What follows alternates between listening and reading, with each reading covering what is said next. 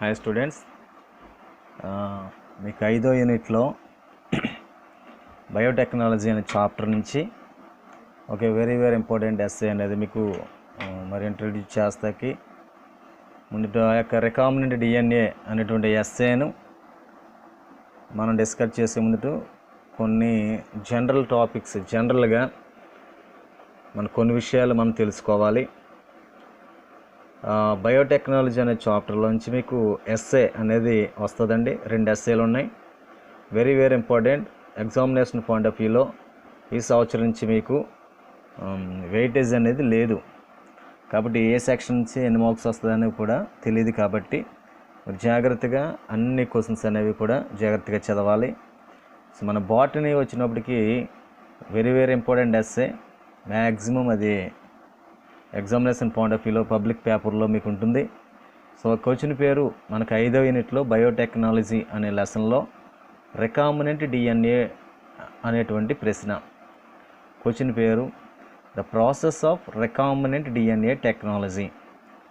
The process of recombinant DNA టెక్నాలజీలో దాన్ని మనం షార్ట్కట్లో ఆర్డిఎన్ఏ అని అంటాము. అంటే ఆ క్వశ్చన్లోనే మనకు ఉంది రికాంబినెంట్ డిఎన్ఏ. రీకాంబినెంట్ అంటే డిఎన్ఏని రీమోడలింగ్ చేయడాన్ని మనము రీకాంబినెంట్ అని చెప్పడం జరుగుతుంది. ఓకేనా? దేని చేయాలి మనం? రీమోడలింగ్ డిఎన్ఏని చేయాలి. మరి డిఎన్ఏ అనేది ఎక్కడ ఉంటుందని చెప్పామండి ప్రీవియస్ క్లాసులో. డిఎన్ఏని ఎక్కడ ఉంటుంది? అసలు రికాంబినెంట్ మనం డిఎన్ఏ ప్రాసెస్ ఎందుకు చేయాలి అంటే ఇన్సులిన్ అనేటువంటి మెడిసిన్ పూర్వకాలంలో పందుల నుండి, గుర్రాల నుండి, అంటే పశువుల నుండి ఐసోలేషన్ చేసుకునేవారు ఇన్సులిన్ని. నోవేడేస్ మైక్రో ఆర్గానిజమ్స్లో ఉన్నటువంటి, అంటే బ్యాక్టీరియాలో ఉన్నటువంటి డిఎన్ఏను అప్డేన్ తీసుకుని దాని రీమాడిఫికేషన్ చేసి ఇన్సులిన్ని తయారు చేస్తున్నారు. ఆ ఇన్సులిన్ అనేది మానవులకు ఉపయోగపడుతుంది కాబట్టి దానినే హ్యూమ్యులిన్ అని చెప్పాం. HUMULIN హ్యూమ్యులిన్. అర్థమైందండి?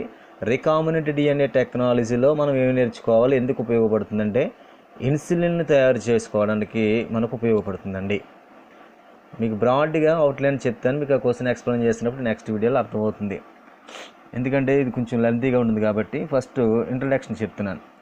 డిఎన్ఏ అనేది మనకి తెలుసు, ప్రీవియస్ క్లాసులో చెప్పాం. DNA means deoxy ribo nucleic acid. First point.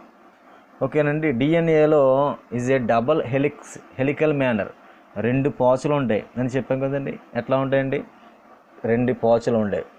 అంటే మనకి ఎట్లా, ఓకేనండి, ఒక సర్కిల్ ఇటువైపున దానికి ఆపోజిట్ సర్కిల్ అనేది ఇలా పెనవేసుకుని ఇదొక స్ట్రాండ్ అలాగా 2 పాచులతో నిర్మించబడి ఉన్నటువంటి డిఎన్ఏ అనేది, ఓకేనండి. మరి కొన్ని సందర్భాలలో ఇలాగే ఉంటుందా, విడిపోదా అని అనుకుంటే ఈ స్ట్రాండ్కి మధ్యలో కొన్ని ప్యూరిన్స్, పిరమిడిన్స్ అనేవి బైండింగ్ చేసి ఉంటాయి. ఫర్ ఎగ్జాంపుల్ ఒక నిచ్చెన తెలుసు కదా, నిచ్చెనలో పోల్స్ అనేవి 2 ఆపోజిట్లో ఉండి దానికి మెట్లు అడ్డంగా చిన్న కర్రలు ఎలా ఉంటాయో నిచ్చెనకి, అదేవిధంగా డిఎన్ఏ అనేది మెలికలు తిరిగి, ఓకేనండి, బాండింగ్తో తయారు చేయబడి ఉంటుంది. ఓకేనన్నా? ఏముంటాయి డిఎన్ఏలో బాండింగ్లు? ఏమేమి ఉంటాయంటే adenine, guanine, cytosine, thymine. Okay, adenine. So symbolic ఎడినిన్కి ఏ అని చెప్తాం, guanine G, cytosine C, thymine T అనే లెటర్స్ తోటి మనం ఇండికేట్ చేస్తాం. మరి ఆర్ఎన్ఏలో ఏముంటుందంటే the main differences between DNA ఆర్ఎన్ఏలో యురాసిల్ స్ట్రాండ్ అనేది కనబడుతుంది. ఇక్కడ డిఎన్ఏ స్ట్రాండ్స్లో యు అనేది కనబడదు, యురాసిల్ కనబడదండి. కానీ ఆర్ఎన్ఏ స్ట్రాండ్లో సింగిల్ స్ట్రాండ్, అది డబుల్ స్ట్రాండ్ కాదు ఆర్ఎన్ఏ అనేది. అందులో మనకి ఏం కనబడుతుందంట, యురాసిల్ అనేది కనబడుతుంది. ఓకేనా? ఇక్కడ మనం బాగా అర్థం చేసుకోవాలి. డిఎన్ఏ స్ట్రాండ్లో ఆపోజిట్ సీక్వెన్స్లో మనకి ఏం కనపడుతుందని చెప్పామండి, ఎడినిన్ అంటే ఏ. దానికి ఆపోజిట్ సీక్వెన్స్ ఏంటి, A = T. T అంటే ఏం చెప్పామండి, థైమిన్. బాగా అర్థం చేసుకోవాలి. ఎడిన్కి ఆపోజిట్ సీక్వెన్స్ థైమిన్ అంటే A = T or T = A. ఓకేనండి? అలాగే రెండవ బైండింగ్ ఏమని చెప్పాము, సైటోసిన్కి ఆపోజిట్ బాండ్ ఏముంటుంది, సైటోసిన్లో సి అనే లెటర్ ఉంటుంది కాబట్టి C is equal to guanine. అంటే A letter, G. A is equal to T or T is equal to A అన్న ఒకటే, C is equal to G or G is equal to C అన్న ఒకటే. ఓకేనన్నా, ఇది DNA structure outlines మాత్రమే. ఈ DNA ఎక్కడ ఉంటుందండి, మైక్రో ఆర్గానిజమ్స్లో ఉంటుంది. లైక్ బ్యాక్టీరియాలో ఉంటుంది.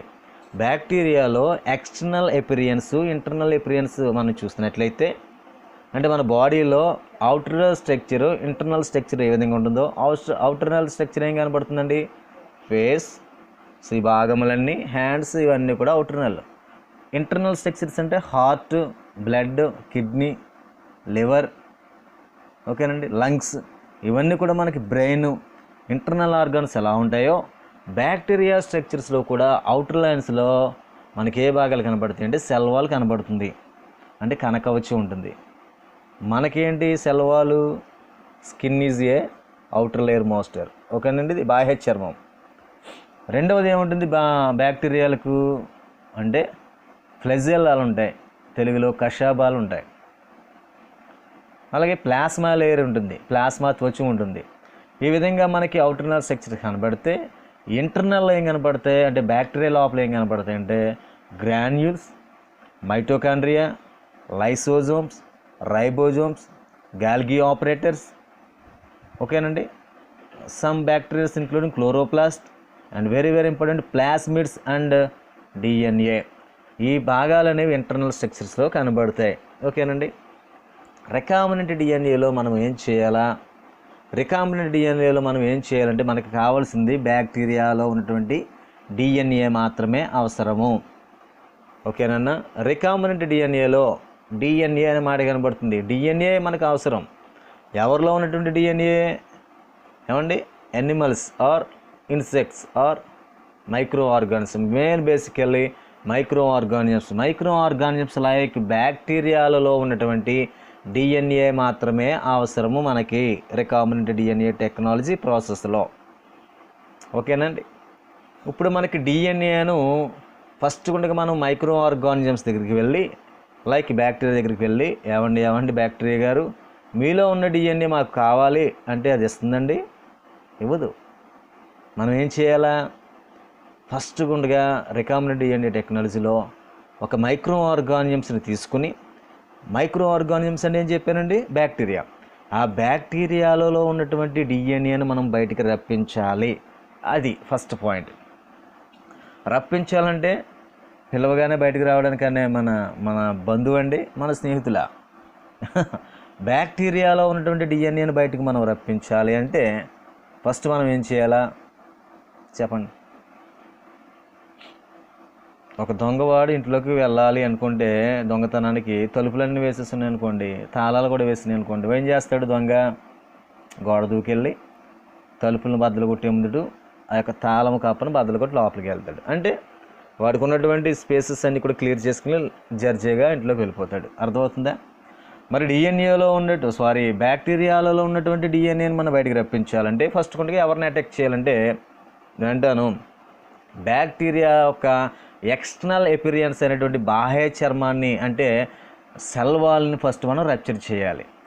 సెల్ వాల్ని రప్చర్ చేయడం కొరకు మనము సెల్యులోజ్, కొన్ని రకాల ఎంజైమ్స్ని అన్నీ కూడా ఉపయోగించుకొని బ్యాక్టీరియా యొక్క సెల్ వాల్ని మనం డిజపియర్ అంటే కరిగించేస్తాం.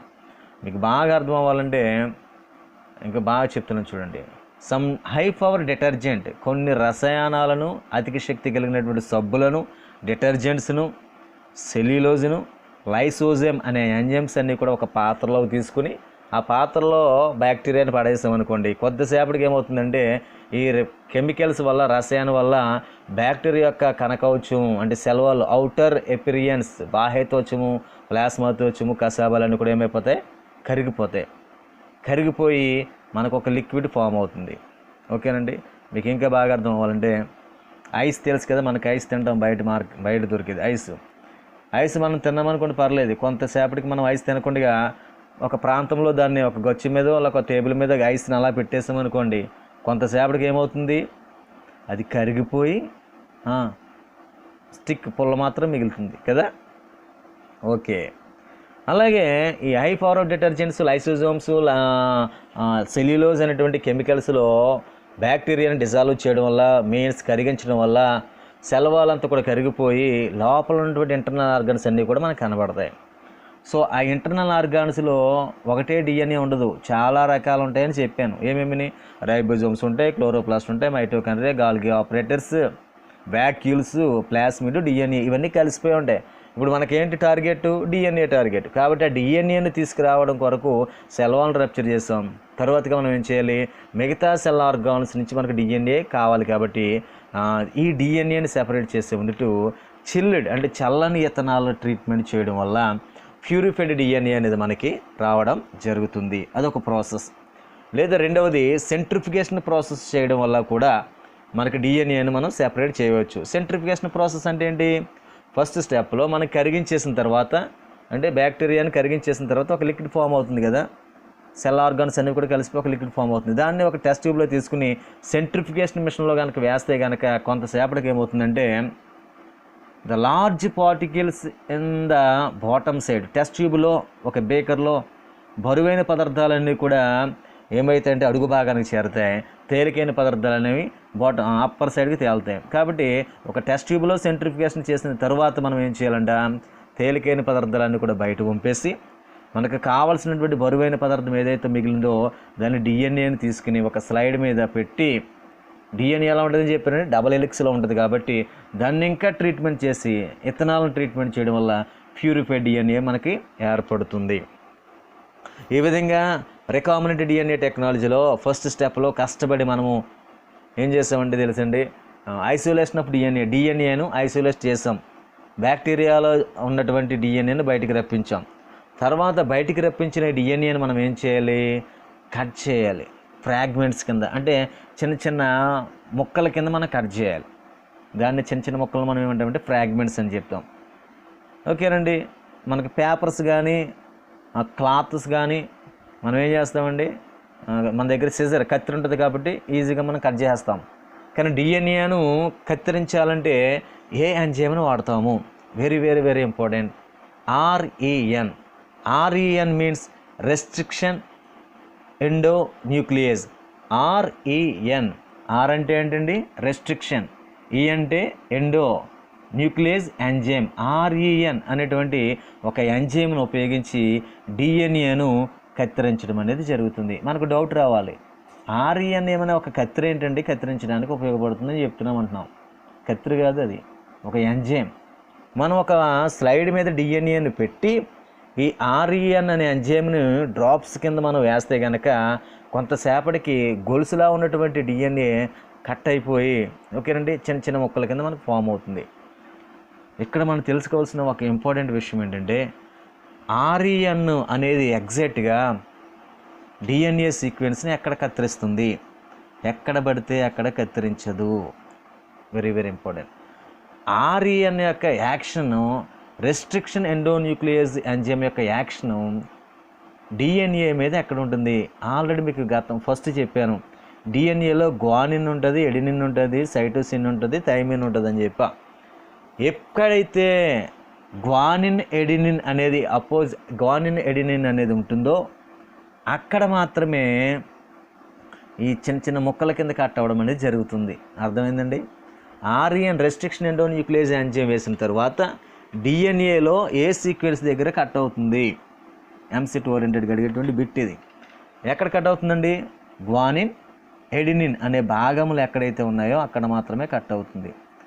మరలా ఇక్కడ మనకు డీప్గా నేర్చుకోవాల్సిన ఒక విషయం ఏంటంటే ఆర్ఈఎన్ వేయగానే మనకి ముక్కలు కట్ అవుతాయి, కరెక్టే. కానీ ఇక్కడ మనకి 2 కటింగ్స్ కనపడతాయి, మోడల్ కటింగ్స్ అనమాట.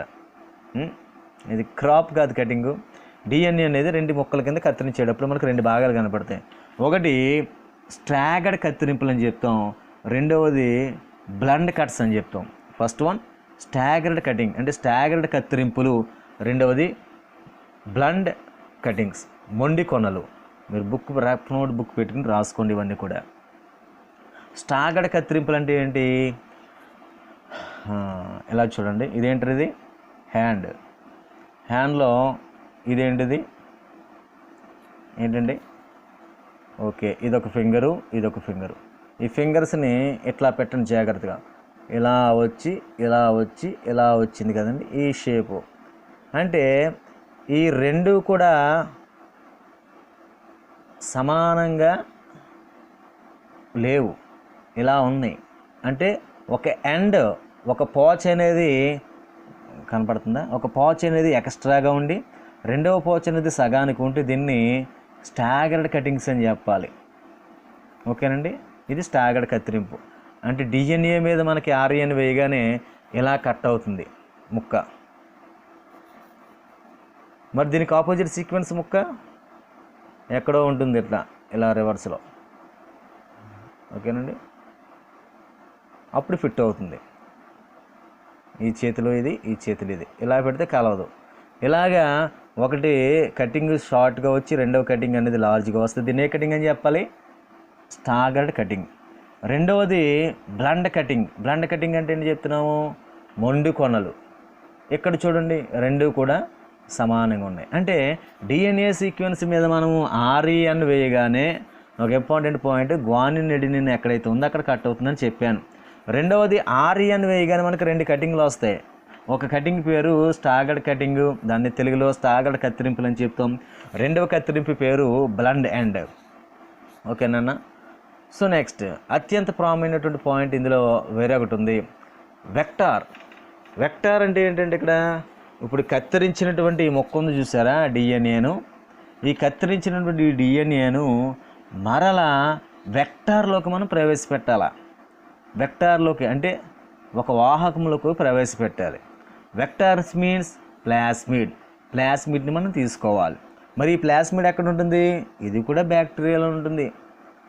మరలా ఏం చేయాలి? మళ్ళీ ఫస్ట్ స్టెప్లో బ్యాక్టీరియాలో ఉన్నటువంటి డిఎన్ఏని మనం బయటకు రప్పించడానికి కనకవచాన్ని కరిగించాం. రకరకాల పదార్థాలను ఉపయోగించి cellulose, high power detergent, ethanol, lysosome enzymes అన్నీ కూడా పెట్టి ఉపయోగించి దాన్ని కరిగించి డిఎన్ఏని బయటకు రప్పించుకున్నాం. మరలా బ్యాక్టీరియా చనిపోయింది, అది తీసేయండి. వేరొక ఫ్రెష్ కొత్త బ్యాక్టీరియా దగ్గరికి వెళ్ళి మరలా సెల్ వాల్ని కరిగించి, ఈసారి మనకు టార్గెట్ ఏంటి? డిఎన్ఏ కాదు, డిఎన్ఏ ఆల్రెడీ రెడీ అయిపోయింది, పక్కని కట్ చేసేసాం, పక్కన పెట్టాం. ఇప్పుడు మనకేం కావాలరా? ప్లాస్మిడ్ కావాలి. ప్లాస్మిడ్ని బయటకు రప్పించిన తర్వాత ఓకేనండి, ప్లాస్మిడ్ని బయటకు రప్పించిన తర్వాత ఏ ఎంజైమ్ తోటి డిఎన్ఏని కత్తిరించామో అదే ఎంజైమ్ని ప్లాస్మిడ్ మీద వేయాలి. ప్లాస్మిడ్ ఎలా ఉంటుంది? ఒక గాజులాగా ఇలా సర్కిల్గా ఉంటుంది అనమాట, ఇలాగా. ప్లాస్మిడ్ అంటే ఏంటి? Self replicatable extra chromosomal circular మేనరిజ్ call a plasmid. DNA plasmid అనేది సేమ్ ఒకే రకమైనటువంటి మేనరిజాన్ని ప్రదర్శిస్తాయి. ఈ రెండు కూడా రెప్లికేషన్, ప్రతికృతి చెందుతాయి. కానీ డిఎన్ఏ ఏమో డబుల్ హెలిక్స్లో మనకి నిచ్చెనలా కనబడితే ప్లాస్మిడ్ ఏం కనబడుతుంది? రౌండ్గా కనబడుతుంది, ఇలా రౌండ్గా. అంతే తేడా. ఈసారి మనకి ఏం కావాలి? ప్లాస్మిడ్ కావాలి. ప్లాస్మిడ్ని మనం బయటకు రప్పించి సేమ్ డిఎన్ఏని కత్తిరించడానికి ఏ ఎంజైమ్ వేసాం? ఆర్ఈఎన్, రెస్ట్రిక్షన్ ఎండోన్యూక్లియేజ్ ఎంజైమ్ వేసాం కదా. అదే ఎంజైమ్ తీసుకొచ్చి ప్లాస్మిడ్ మీద వేస్తే ఆ ప్లాస్మిడే వెక్టర్, అదే ఒక వాహకం. ఓకేనన్నా? ప్లాస్మిడ్ మీద వేయగానే ఈ ప్లాస్మిడ్లో కూడా చిన్న కటింగ్ అనేది వస్తుంది. సేమ్ ఎక్కడ ఇది కూడా గ్వానిన్కి ఎడినిన్కి మధ్య కట్ అవుతుంది. మనకు ఆల్రెడీ ఫస్ట్ స్టెప్లో కత్తిరించినటువంటి డిఎన్ఏ చిన్న చిన్న ముక్కలు ఉన్నాయి కదా, ఏ ముక్కను తీసుకోవాలి? ఈ ముక్కను తీసుకోవాలి. ఇలా ఉంటే ఏంటిది? ఒకటి షార్ట్గా, ఒకటి లెంత్గా ఉంటుంది. దీన్ని ఏ కత్తిరింపు అని చెప్తాం? స్టాగర్డ్ కటింగ్ అని చెప్తాం. ఈ స్టాగర్డ్ కటింగ్ని తీసుకొచ్చి ముక్కను ప్లాస్మిడ్లో ఉన్నటువంటి కటింగ్లు ఉంది కదా, కట్ చేసాం, ఆ ముక్కకి ఈ డిఎన్ఏ ముక్కను అతికించాలి. So this are call a recombinant DNA. ఎలా చేసాం? ఒక ప్లాస్మిడ్ ముక్క ఉంది, ఈ ప్లాస్మిడ్లో చిన్నగా వచ్చినటువంటి డిఎన్ఏ ముక్క అతుక్కుంది. కాబట్టి ఇప్పుడు రౌండ్గా ఒక సర్కిల్ ఫామ్ అయింది. దీన్ని ఏమని చెప్పాలా? కైమెరిక్ డిఎన్ఏ లేదా రీకాంబినెంట్ డిఎన్ఏ అని చెప్పాం. రీకాంబినెంట్ డిఎన్ఏ అని అర్థం అంటే ఎప్పుడు వచ్చిందంటే, ఒక plasmid plus DNA fragment is equal to rDNA. ఆర్డిఎన్ఏగా మనం ఎప్పుడు చెప్తామంట? ఒక ప్లాస్మిడ్ లోపల, ఒక వెక్టార్ లోపల ఓకేనండి, డిఎన్ఏ ముక్కను లేదా డిఎన్ఏ ఫ్రాగ్మెంట్స్ని ఇన్కార్పొరేషన్ చేయడం వల్ల, ఇన్సిరేషన్ చేయడం వల్ల వచ్చేదాన్ని ఆర్డిఎన్ఏ టెక్నాలజీ అని చెప్తాం. మరలా మనకి ఈ రికాంబినెంట్ డిఎన్ఏని అయిపోయిన తర్వాత మనం ఏం చేయాలి? ఎక్స్పెరిమెంట్ సక్సెస్ అయిపోయింది మనం అనుకోలేక్కర్లేదు, ఇంకా ఉంది, ఇంకా ఇన్సులిన్ మనకు అప్పుడే తయారవ్వలేదు. దీన్ని ఏం చేయాలి? ఈ రికాంబినెంట్ డిఎన్ఏని ఏం చేయాలంటే వేరొక హోస్ట్ సెల్లో ప్రవేశపెట్టాలి. మరలా హోస్ట్ సెల్ని ఎవరి దగ్గర తీసుకెళ్తాం? మరలా వేరే రకమైన బ్యాక్టీరియా దగ్గర తీసుకువెళ్ళాలి. బ్యాక్టీరియా దగ్గర తీసుకువెళ్ళి ఆ బ్యాక్టీరియా లోపలికి గన్ మెథడ్లో మైక్రో ఇంజెక్షన్ చేయడం వల్ల ఈ ప్లాస్మిడ్ని రికాంబినెంట్ డిఎన్ఏను ఎక్కడికి జాయిగా అతిదేయ కణంలో, వేరొక బ్యాక్టీరియా కణంలో మనం ప్రవేశపెడతాం. పెట్టిన కొంతకాలానికి ఏమవుతుందంటే, మనం బాగా గమనించండి, ఇప్పుడే చెప్పాను, మనం రికాంబినెంట్ డిఎన్ఏలో 2 భాగాలు అత్యంత ఇంపార్టెంట్ 2 పార్ట్స్ ఉన్నాయి. ఒకటి ప్లాస్మిడ్, హాఫ్ పార్ట్ ఏమో ప్లాస్మిడ్, రిమైనింగ్ చిన్న ఫ్రాగ్మెంట్ డిఎన్ఏ ముక్క ఉన్నాయి. 2 కూడా ఉన్నటువంటి నేచర్ ఏంటి తెలుసా? రెండాటికి కూడా ప్రతికృతి చెందే సామర్థ్యం ఉంది, అంటే డబలింగ్ అయ్యేటువంటి సామర్థ్యం ఉంది. రెప్లికేషన్ మేనర్, మల్టిప్లికేషన్ చెందుతుంది. కాబట్టి ఇది ఎప్పుడైతే అతిదేయ కణంలో మనం పెట్టామో కొంత సమయం తర్వాత, అంటే కొంతకాలం తర్వాత ఆ బ్యాక్టీరియా సెల్ లోపల ఇవి రౌండ్గా పెట్టినవన్నీ కూడా ఒక కాలనీ, ఒక సమూహంగా అభివృద్ధి చెందుతాయి. అభివృద్ధి చెందిన తర్వాత మన టెస్ట్లు అనేవి చేసి, అలా మళ్ళీ టెస్ట్లు అనేవి సక్సెస్ఫుల్ అయిన తర్వాత జీనిని మళ్ళీ ప్రొడక్ట్ కింద మనం బయటకు రప్పించుకుని మళ్ళీ టెస్ట్లు అన్నీ చేసి బాగా రికాంబినెంట్ డిఎన్ఏ టెక్నాలజీ కనుక ఆ సెల్స్ అనేవి క్వాంటిటీగా ఉంటే అప్పుడు మనం డౌన్ స్ట్రీమ్ ప్రాసెస్ అనేది చేయాలి. అంటే మార్కెటింగ్కి ముందుటు, మార్కెట్లోకి మనం ప్రవేశపెట్టే ముందుటు దాన్ని సెపరేషన్ చేసి, ప్యూరిఫికేషన్ చేసి, అది మంచి క్వాలిటీగా ఉంటే అప్పుడు మనం డౌన్ స్ట్రీమ్ ప్రాసెస్ చేయాలి. ఈ విధంగా జస్ట్ అవుట్లైన్సే. నెక్స్ట్ వీడియోలో మీకు ఆ స్టెప్స్ అనేవి కూడా మళ్ళీ ఎలాబరేటెడ్గా చెప్తాను. అర్థమైందండి? ఆర్డిఎన్ఏ ప్రాసెస్లో మనం ఉపయోగించుకోవాలి? అసలు ఆర్డిఎన్ఏ ప్రాసెస్ యొక్క ఇంపార్టెన్స్ ఏంటంటే, పూర్వకాలంలో ఇన్సులిన్ని పందుల నుండి, అంటే పిగ్స్, హార్సెస్, గుర్రాల నుంచి తీసుకొచ్చేవారు. నవేడేస్ మైక్రో ఆర్గానిజమ్స్ ద్వారా మాత్రమే ఇన్సులిన్ని మనము రిలీజ్ చేసుకుంటున్నాం. కాబట్టి ఈ ఇన్సులిన్ మానవులకు ఉపయోగపడుతుంది కాబట్టి దానిని మనము హ్యూమిలిన్ అని చెప్పాం. అంటే ఒక బ్యాక్టీరియాలో ఉన్నటువంటి డిఎన్ఏను ఉపయోగించి మళ్ళీ డిఎన్ఏను బయటికి రప్పించి, కత్తిరించి చిన్న చిన్న ముక్కలుగా చేసి, మళ్ళీ అదే వేరొక బ్యాక్టీరియాలోంచి మళ్ళీ ప్లాస్మిడ్ రప్పించి, ఆ ప్లాస్మిడ్ని మనం మళ్ళా కట్ చేసి ఫస్ట్ స్టెప్లో ఉన్నటువంటి డిఎన్ఏ ముక్కను ప్లాస్మిడ్లో 2 కూడా జాయింట్ చేసి, ఓకేనా? వేరే ఒక బిట్ చూడండి, ఇక్కడ ప్లాస్మిడ్ని కత్తిరించాము. ఫస్ట్ స్టెప్లో డిఎన్ఏని తీసుకొచ్చి దీంట్లో ప్రవేశపెట్టేస్తామని చెప్పాం. మనకు అనుమానం రావాలి, ఇది ప్లాస్మిడ్, ఇది డిఎన్ఏ ఫ్రాగ్మెంట్, డిఎన్ఏ ముక్క, ఈ 2 అతుక్కుంటాయండి. అతుక్కోవాలంటే మనం మామూలుగా ఏదైనా చిన్న చిన్న పేపర్ లేదా ఏదైనా మనకి ఇరిగిపోయినప్పుడు, లేకపోతే చిరిగిపోయినప్పుడు మనం ఏం చేస్తాం? గమ్ము, ఓకేనండి, లేదా ఫెవిక్ గమ్ అనేది మనకి అంటిస్తాం. ఇక్కడ మనకి బెస్ట్ ఎగ్జాంపుల్ ఏంటంటే, ప్లాస్మిడ్ని మనం కత్తిరించిన తర్వాత హోల్, అంటే చిన్న ఖాళీ ప్లేస్ ఏర్పడుతుంది కదా, ఈ ప్లేస్లోకి డిఎన్ఏ ముక్కను తీసుకురావాలి. ఇలాగా తీసుకురావాలంటే మరి ఇది కొంతకాలానికి విడిపోతుంది కదా, అప్పుడు మనం ఏం చేయాలంటే ఈ భాగంలోని లైగేజ్, ఏంటంటది లైగేజ్ అనే ఎంజైమ్ను వేస్తే ఇది టైట్గా ఫిట్ అయిపోతుంది. ఇక్కడ 2 రకాల ఎంజైమ్స్ వచ్చినాయి. డిఎన్ఏ ఫ్రాగ్మెంట్స్ను, అంటే డిఎన్ఏను కత్తిరించడానికి ఉపయోగించే ఎంజైమ్ పేరు డాష్. ఏ ఎంజైమ్ను ఉపయోగించాం? ఆర్ఈఎన్, రెస్ట్రిక్షన్ ఎండోన్యూక్లియేజ్ ఎంజైమ్. విరిగిపోయిన ముక్కలను ప్లాస్మిడ్ దగ్గర మనం అతికించడానికి ఏ ఎంజైమ్ను ఉపయోగించాం? డాష్. ఏంటండి? లైగేజ్ అనే ఎంజైమ్ను మనం ఉపయోగించాం. ఈ విధంగా మనకి ప్లాస్మిడ్ లోపలికి ప్రవేశపెట్టిన తర్వాత ఈ ప్లాస్మిడ్ని మనం ఏమనాలా? ఇలాగ కట్టింగ్ అయిపోయి ఉన్నదాన్ని ప్లాస్మిడ్ అని చెప్తాం. ఎప్పుడైతే ముక్క వచ్చి దీనికి జాయిన్ అయిందో 2 రకాల పదార్థాలు ఉన్నాయి ఇక్కడ. ఈ ముక్క పేరు డిఎన్ఏ ఫ్రాగ్మెంటు, ఈ ముక్క పేరు ప్లాస్మిడ్. కాబట్టి 2 కూడా యాడ్ అయినాయి కాబట్టి మనకి దీన్ని మనం ఏం చెప్పాలి? కైమెరిక్ డిఎన్ఏ అని చెప్పాలి, లేదా రీకాంబినెంట్ డిఎన్ఏ అని చెప్పాలి. ఈ కైమెరిక్ లేదా రీకాంబినెంట్ డిఎన్ఏ ఒక సర్కిల్గా ఏర్పడిన దాన్ని మనం ఏం చేయాలంటే, నెక్స్ట్ ఒక హోస్ట్ అతిదేయ కణంలోకి, వేరొక బ్యాక్టీరియా సెల్ లోపలికి దీన్ని మనం ప్రవేశపెట్టి కొంతకాలం తర్వాత మనం అబ్జర్వ్ చేస్తే రీకాంబినెంట్ డిఎన్ఏలు అనేవి ఫామ్ అవుతాయి. ఆ ఫామ్ అయిన తర్వాత మళ్ళీ టెస్టులు చేసి అవన్నీ కూడా సక్సెస్ఫుల్ అయిన తర్వాత లాస్ట్ స్టెప్లో డౌన్ స్ట్రీమ్ ప్రాసెస్ అనేది చేసి మార్కెట్లోకి మనం రిలీజ్ చేసుకోవాలి. ఓకేనా? అర్థమైంది అనుకుంటాను. మరొకసారి వినండి, రఫ్ నోట్స్ రాసుకోండి. ఈ క్వశ్చన్ నెక్స్ట్ నేను వీడియో చేస్తాను. ఇది ఇంట్రడక్షన్, ఇది అర్థమవుతేనే ఆ లెసన్ అర్థమవుతుంది. కాబట్టి అంటే నాకు ఈజీగా ఉంటుంది కాబట్టి ఫస్ట్ ఇక్కడ మీకు జస్ట్ అవుట్లైన్స్ చెప్పడం అనేది జరిగింది. ఇది బాగా మీకు బుర్రకెక్కించుకుంటే నేను మళ్ళీ నెక్స్ట్ వీడియో చేసినప్పుడు ఓకేనండి నెక్స్ట్ డే చేస్తాను. Very very very important essay. ఓకేనా? Thank you, bye.